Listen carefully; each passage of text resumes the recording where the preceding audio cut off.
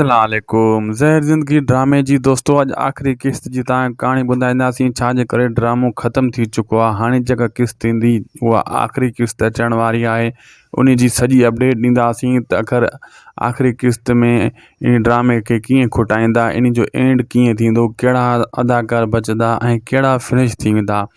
दोस्तों इन वीडियो के पूरो ॾिसो, थी सके तो उदासी टीवी यूट्यूब चैनल के भी ज़रूर सब्सक्राइब कजो। अगर फेसबुक पेज ते ॾिसी रहिया हो त इन खे फॉलो लाइक शेयर ज़रूर कंदा।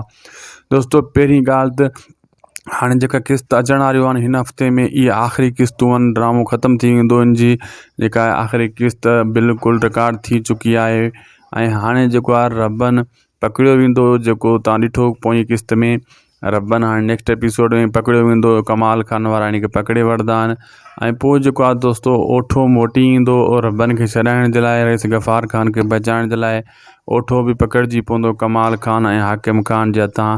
नेठि ओठे खे कमाल खान पूरो करे छॾींदो ऐं मारे छॾींदो। हिते रबन खे अहसासु थींदो त ओठो सचो हुयो।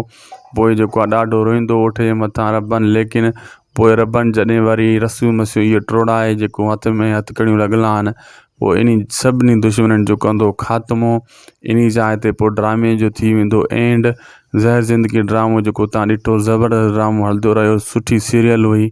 हाणे हिन हफ़्ते में उन जो आख़िरी क़िस्तूं अचण वारियूं आहिनि, बिल्कुलु ई ख़त्म थी वेंदो। नओं को ड्रामो इन जी जाइ ते स्टार्ट कयो वेंदो, उहो बि तव्हांखे ॾिसण में मिलंदो। उहो बि ज़बरदस्त ड्रामो हूंदो, लेकिन ज़हर ज़िंदगी ड्रामे जहिड़ो को ड्रामो थी नथो सघे। हिन ड्रामे खे नेठि ख़त्म कयो वियो आहे। असांखे ॾींदा इजाज़त।